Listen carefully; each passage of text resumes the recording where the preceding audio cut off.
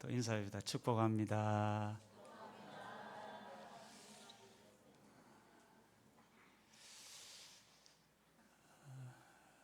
저는 청년 시절 때 인생이 무엇인가, 인생에 대한 고민을 좀 많이 했던 적이 있습니다.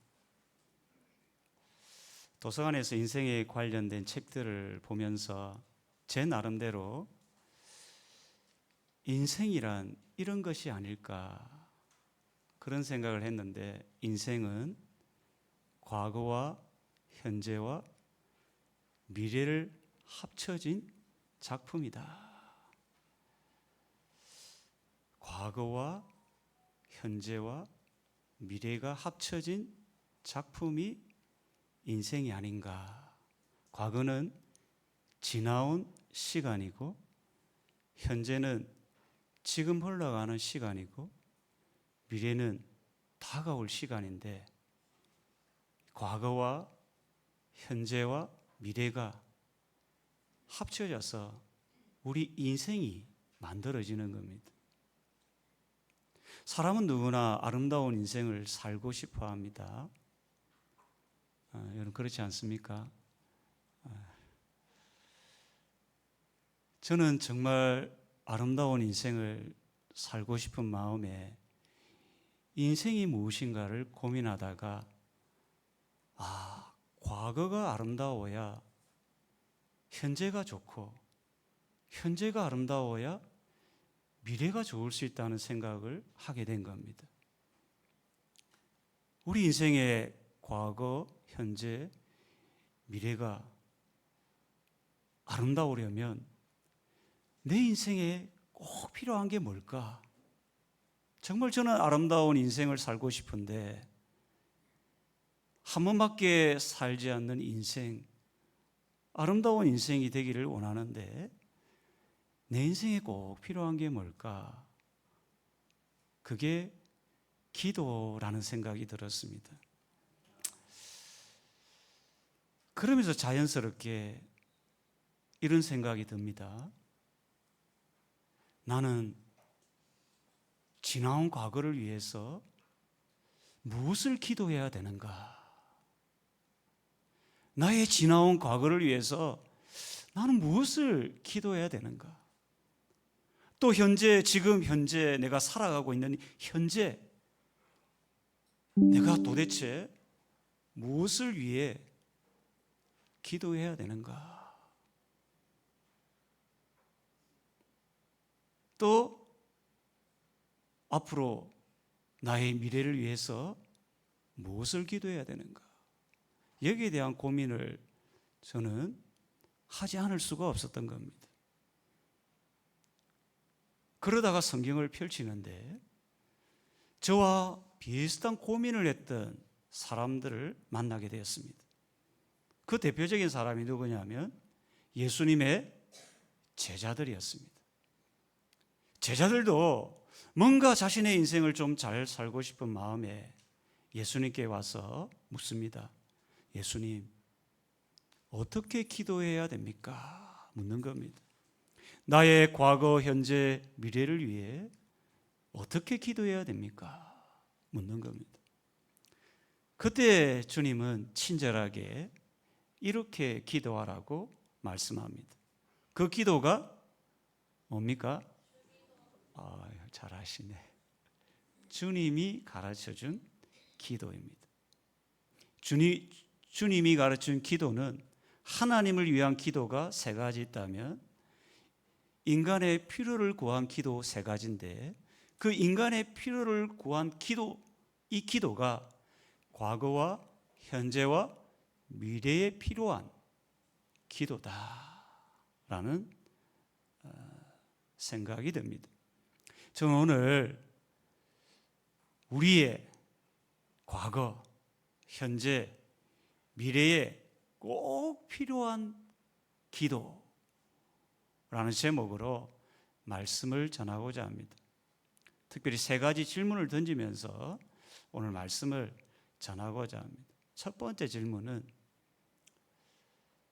우리의 현재 필요한 기도가 무엇인가? 우리 현재 삶 가운데 꼭 필요한 기도가 무엇인가? 여러분의 삶의 자리에서 꼭 필요한 기도가 무엇인가? 그걸 주님이 말씀하기를 오늘 일용할 양식을 구하라. 자, 여기 이 한 구절에서 우리는 주목해야 될 단어 세 가지가 있습니다. 첫 번째 단어는 오늘이라는 단어입니다. 오늘은 지금 현재입니다. 주기도문은 마태복음 6장에도 있지만 누가복음 11장에도 있습니다. 마태복음에는 오늘이라고 표현했다면 누가복음에는 날마다라고 표현합니다. 날마다. 오늘을 영어로 today라 한다면 날마다는 every today. 이게 맞는 표현인지 모르겠습니다.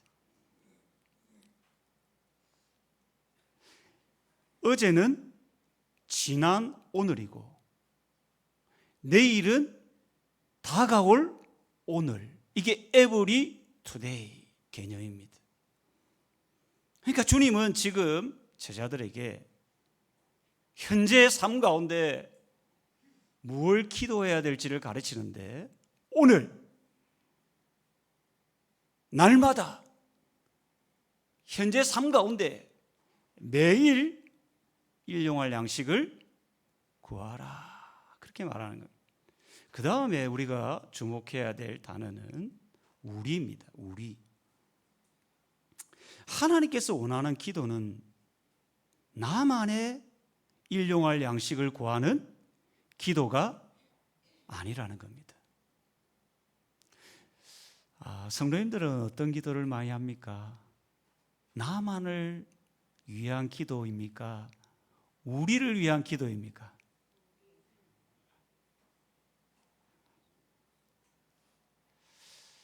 자, 여기서 우리 주님은 제자들에게 기도를 가르칠 때 우리라는 단어를 사용합니다. 이 우리 속에는 예수님도 제자들도 포함이 되고 오늘날 살아가고 있는 우리도 포함이 되어 있는 겁니다. 만약에 여러분 나만의 일용할 양식을 구해서 나만의 양식을 얻고 나만 세상에 혼자 살고 있다면 여러분 좋을까요? 안 좋을까요?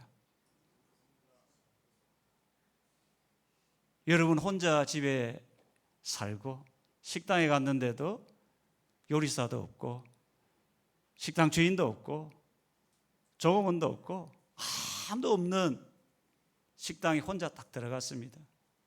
나를 위해 음식을 준비할 어떤 사람도 없습니다. 어떨까요? 오늘 교회에 왔는데 아무도 없이 혼자 찬양하고 혼자 기도하고 어떨까요? 주님은 우리의 약함을 아시고 주 기도문을 가르칠 때 나만의 일용할 양식을 구하라고 가르치지 않고 우리 모두의 일용할 양식을 구하라고 가르치는 겁니다. 여러분의 기도가 나 중심의 기도에서 우리 모두의 기도로 바뀌기를 축원합니다. 그 다음에 우리가 꼭 하나 주목해야 될 단어는 양식입니다. 양식. 영어로 보면 브레드. 우리나라 말로 하면 뭡니까? 쌀인 겁니다. 쌀. 그런데 이 양식 앞에 아주 독특한 단어, 형용사가 있는데 뭡니까? 일용할 양식입니다. 일용할 이 단어는 의미가 생존에 필요한, 우리가 살아가는데 꼭 필요한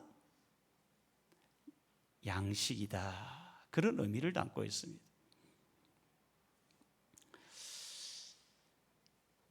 우리 주님은 제자들에게 기도를 가르칠 때 날마다 우리 생존에 꼭 필요한 양식을 구하라. 그렇게 기도하고 있는 겁니다. 날마다. 그런데 우리는 가끔 이런 의문이 듭니다. 여러분 기도는 어떻게 합니까? 날마다 하루에 생존에 필요한 양식을 구하기를 원합니까? 매월 잘 먹고 잘 살 수 있도록 월용할 양식을 달라고 기도하겠습니까? 어떻습니까? 좀 더 우리가 욕심이 많은 사람은 1년이 아니라 일생 동안 잘 먹고 잘 살 수 있는 평생의 양식을 우리는 구하고 싶은 겁니다. 우리 마음은 그런 겁니다. 여러분 마음은 안 그렇죠? 우리는 은연중에 일용할 양식이 아니라 평생 잘 먹고 잘 살 수 있는 일생의 양식, 평생의 양식을 구하고 싶은데 우리 중에 왜 도대체 일용할 양식, 하루 생존할 수 있는 양식을 구하라 했을까? 이런 의문이 우리에게 자연스럽게 드는 겁니다.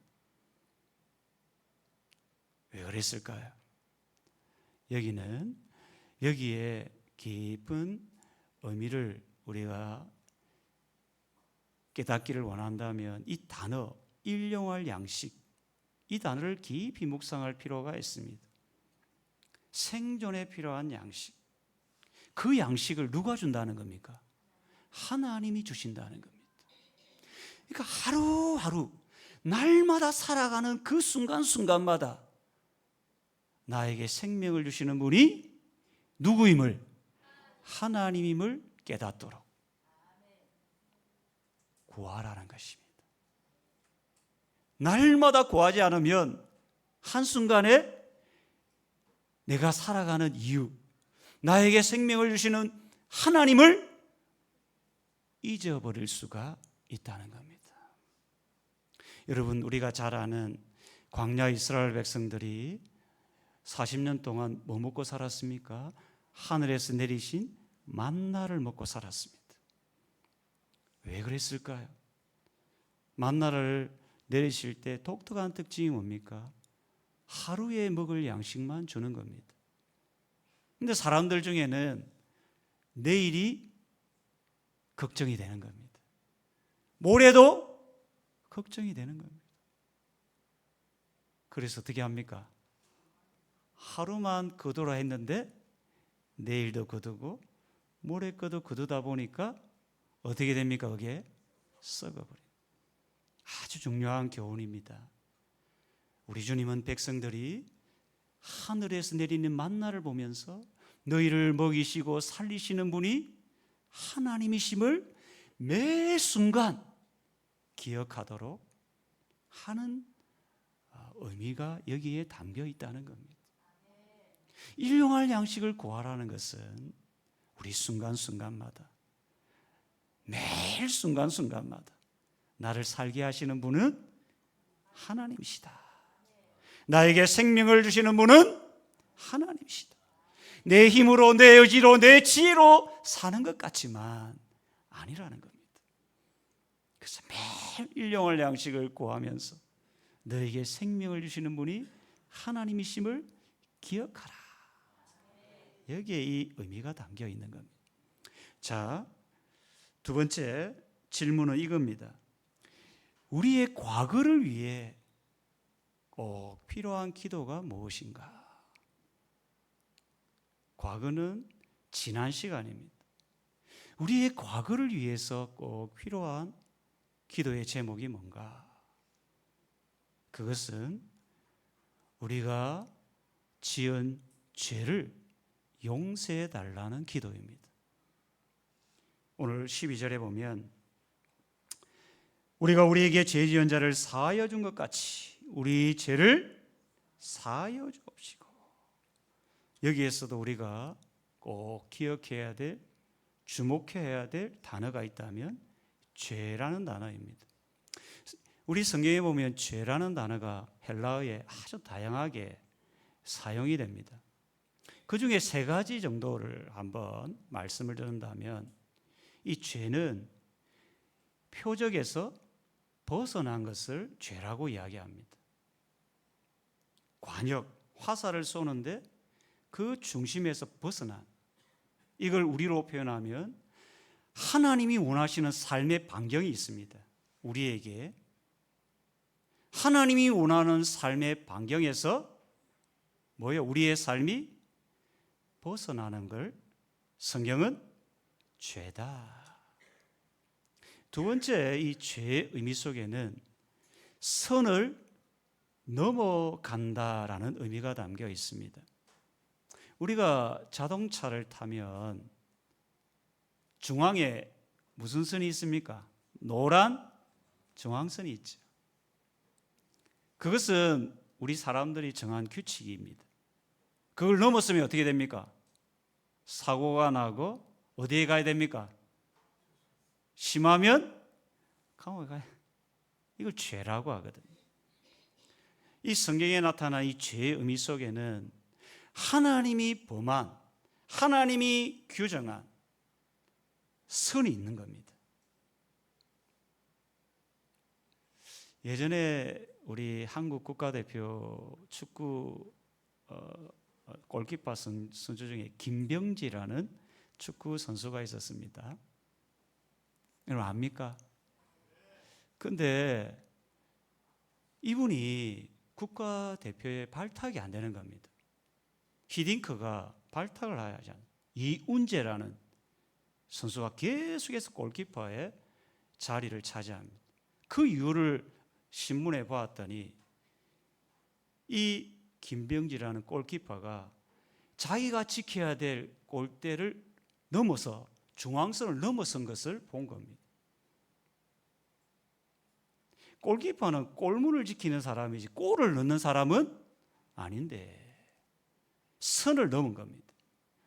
이게 죄라는 겁니다. 하나님이 정한 선이 있는데 그 선을 넘는 것을, 그게 십계명이든 하나님의 율법이든 그 정한 선이 있는데 그것을 넘었으면 성경은 그것을 죄다. 세 번째, 이 죄의 의미는 부채. 여러분 은행에서 돈 좀 빌린 게 있습니까? 부채가 좀 있습니까? 요 죄의 의미 속에는 부채의 의미를 담고 있습니다. 누구에게 진 부채입니까? 하나님께 진 부채. 오늘 본문에 이 죄라는 단어가 바로 부채를 담고 있는 의미가 있습니다. 오늘 본문 12절에 보면 이 오페이레마라는 단어인데, 여기 보면 12절에 우리가 우리에게 죄 지은 자를 사하여 준 것 같이, 그렇게 시작합니다. 이 죄라는 단어가 부채, 그런 의미를 담고 있다는 거예요. 그래서 성경을 보면 죄 지은 자 앞에 숫자 하나가 붙어 있습니다. 뭡니까? 네?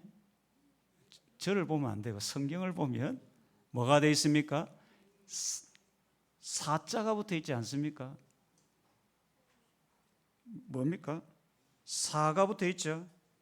그 사 각주에 보면 뭐라고 되어 있습니까? 빚진 자를 탕감하여 준 것 같이. 그래서 우리 개역 개정에는 죄 지은 자라고 표현했는데 각주에는 빚진 자, 이 죄의 의미 속에는 부채, 빚진다, 이런 의미를 담고 있다는 겁니다. 세상에는 두 종류의 부채가 있습니다. 사람에게 빌려서 얻게 된 부채가 있는가 하면 하나님께 진 부채가 있는데, 우리가 사람에게 진 빚은 열심히 노력해서 갚을 수가 있지만 하나님께 진 빚은 갚을 수가 없다라는 겁니다. 그래서 그 죄의 빚을 누가 다 탕감해 주셨습니까? 예수 그리스도가 우리의 모든 죄를 씻겨주시고 사해 준 줄 믿으시길 바랍니다. 그런 겁니다. 그런데 여기서 살다 보면 우리가 발이 오염이 되듯이 우리가 알게 모르게 지은 죄들이 있다는 겁니다. 그 과거의 지난 시간 가운데 범한 그 죄의 문제를 지금 다루고 있는 겁니다. 우리가 과거를 위해 기도해야 될 첫 번째 기도 제목으로 주님이 가르쳐주는 기도가 뭐냐면 뭡니까? 우리 죄를 사해달라는 기도인 겁니다. 자, 여기서 예수님은 죄 사함을 받기 위해 꼭 선행되어야 될 하나의 조건을 말합니다. 그게 뭡니까? 용서입니다. 12절에 보면 우리가 우리에게 죄 지은 자를 사하여 준 것 같이 우리 죄를 사하여 주시옵고. 그러니까 우리가 과거에 지은 죄를 용서받기 위해서는 뭐가 필요하다는 겁니까? 지금 주님이 어떻게 기도하라는 겁니까? 우리에게 누군가가 죄 지은 자를 어떻게 하라는 겁니까? 사하여 준 것처럼. 그래서 14절 15절에 보면 이렇게 이야기합니다. 너희가 사람의 잘못을 용서하면 너희 하늘 아버지께서도 너희 잘못을 용서하려니와. 15절에 보면 너희가 사람의 잘못을 용서하지 아니하면 너희 아버지께서도 너희 잘못을 용서하지 아니하리라. 가끔 정말 용서가 안 되는 사람을 만나게 됩니다. 어떤 사람은 정말 용서가 안 되어서 내 눈에 뭐가 들어가기 흙이 들어간다는 건 뭔 말입니까? 죽는다는 거죠. 죽기 전에는 뭐 하지 못한다는 겁니까? 용서하죠. 제가 그런 집사님 한 분을 만났습니다. 사람이 용서를 못하다 보면 이게 지금 육신에 병이 드는 겁니다, 여러분. 물론 다 그런 것은 아니지만 제가 섬기던 교회의 한 집사님이 이야기인데 이분이 말기암 판정을 받고 이제 병원에 입원하게 되었습니다. 그래서 이제 임종을 앞두고 저에게 신방을 부탁을 해서 제가 갔습니다. 이런저런 이야기하면서 저에게 부탁할 말이 있다는 겁니다. 뭐냐고 물었더니 10년 전에 같이 우리 교회 이 집사님하고 대판 싸웠다는 겁니다. 10년 동안 얼굴을 봐도 인사도 안 했다는 겁니다. 그 10년 동안 그 용서하지 못하는 마음 때문에 자기가 지금 병이 들었다라고 이야기하는 겁니다. 그 상처, 아픔, 그 고통이 이제 병으로 왔다라고 고백하면서 이런 이야기를 합니다. 이제 곧 내가 하나님께로 가게 될 텐데 하나님이 나를 용서해 주지 않을 것 같다고. 천국 문에서 나를 막을 것 같다고. 겁이 나서 도저히 죽지 못할 것 같다고 하면서 저에게 부탁하기를 자기가 10년 전에 그렇게 싸웠던 이 집사님에게 가서 자기가 잘못했다고 용서를 구하고 그분에게도 용서를 좀 받는다고 용서한다고 이야기를 좀 듣고 좀 저에게 이야기해 주라고 부탁을 하는 겁니다. 그래서 제가 이 집사님을 찾아가서 우리 이분이 용서하지 못하고 임종을 이제 하지 못하고 있다고 그랬더니 이 집사님이 바로 달려오는 겁니다. 달려와서 그 말기암 고통당하는 그 집사님을 부둥켜 안고 팍팍 우는 거예요. 내가 잘못했다고. 내가 잘못 살았다고. 내가 먼저 손 내밀고 용서해야 되는데 용서하지 못했다. 두 분이 팍 울면서, 그때 이 말기암으로 고생하는 그 집사님의 얼굴이 환해지면서 마지막 임종을 하는 장면을 제가 본 겁니다. 성도님 여러분, 우리가 용서를 못할 때 정말 신앙도 그렇지만 우리 육신이 깊은 질병에 걸릴 수가 있는 겁니다.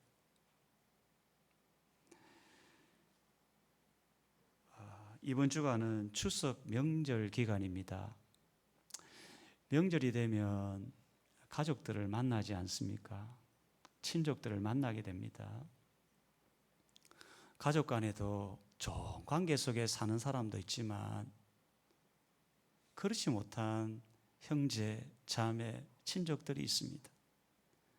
여러분, 이번 추석만큼은 여러분이 먼저 용서의 손을 내밀고 그렇게 사시기를 바랍니다. 그게 지금 두 번째, 우리 주님이 우리에게 간절히 가르쳐준 그 기도의 제목입니다. 우리가 우리에게 죄 지은 자를 사하여 준 것 같이 우리 죄를 사하여 주옵소서. 이런 기도가 여러분에게 있기를 축원합니다. 마지막 질문은, 그렇다면 우리의 미래를 위해 꼭 필요한 기도는 무엇인가? 우리의 미래를 위해서. 그게 이제 13절입니다. 우리를 시험에 들게 하지 마시옵고 다만 악에서 구하옵시옵소서. 여기서도 우리가 꼭 주목해야 될 단어는 시험입니다. 시험. 성경에는 시험이라는 게 세 가지 용도로 사용이 됩니다. 첫 번째는 자신의 욕심 때문에 받게 되는 시험, 야고보서 1장 14절에.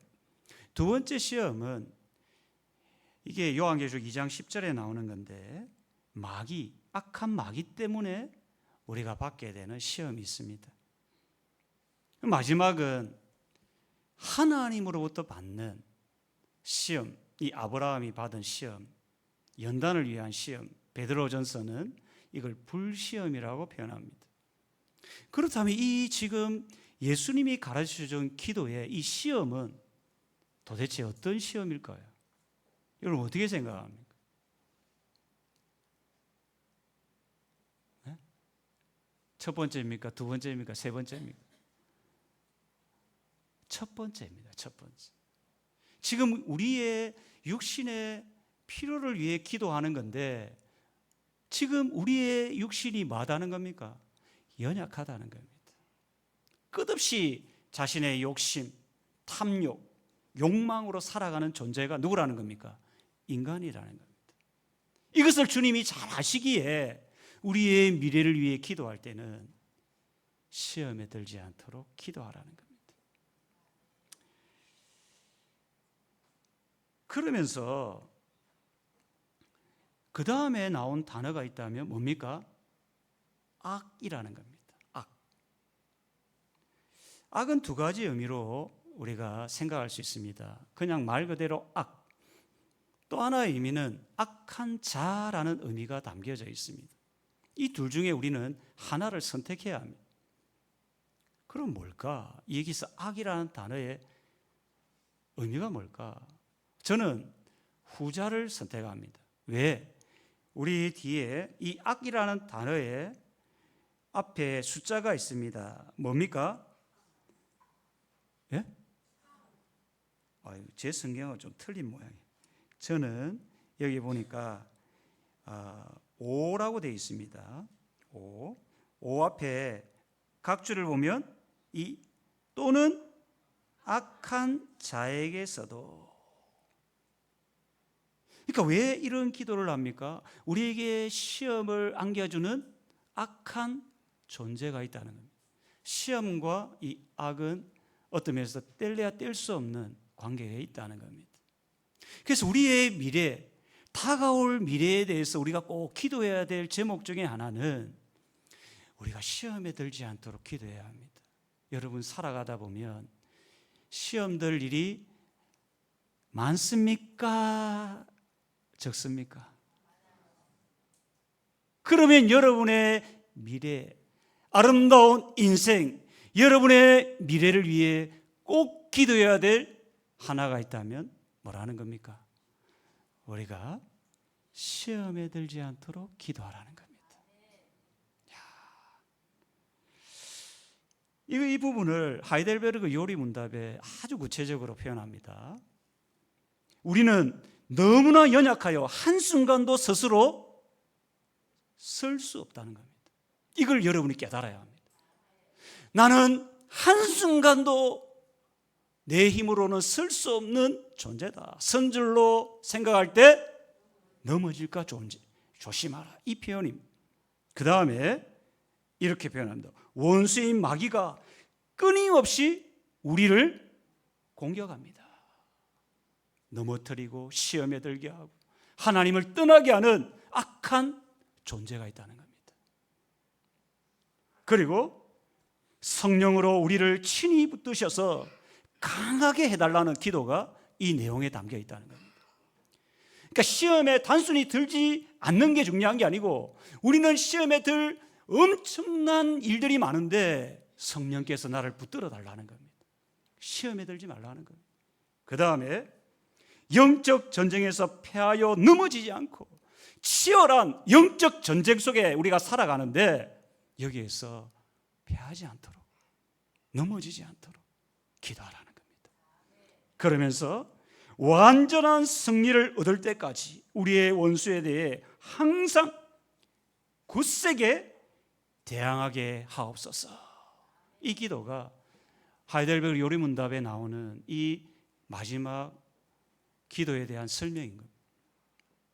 우리의 미래를 위해 꼭 필요한 기도가 뭡니까? 우리의 아름다운 인생, 우리의 밝은 미래를 위해 꼭 필요한 기도. 지금 여러분이 나의 미래가 밝아지기를 원한다면 여러분 뭘 기도해야 됩니까?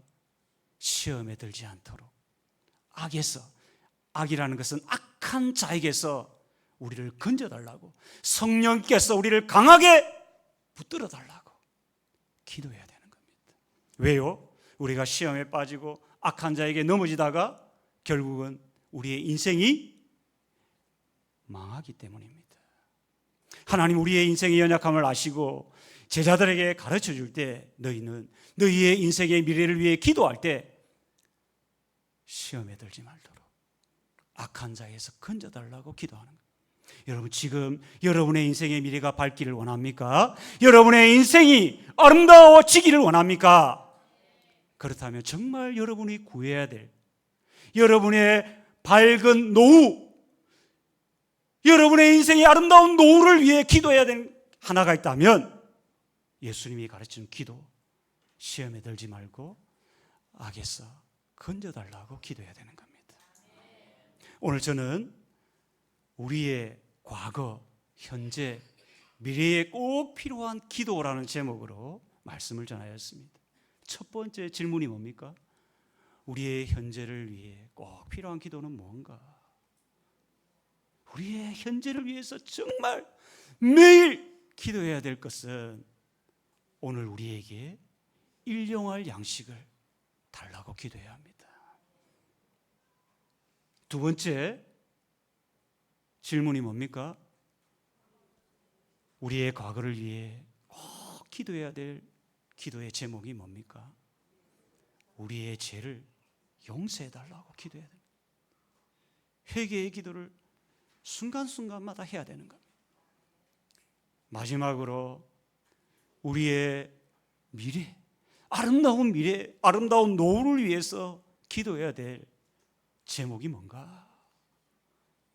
많은 부귀영화가 아니라 어마어마한 여러분이 세상 사람들이 부러워할 만한 명예와 건세와 영광이 이런 게 아니라 우리의 아름다운 저 천국에서 영원히 살 수 있는 아름다운 인생, 영광스러운 인생, 아름다운 미래를 위해 꼭 기도해야 될 하나가 있다면 시험에 들지 않도록 악에서 우리를 구원해 달라는 기도인 줄 믿으시길 축원합니다. 우리 찬양하겠습니다.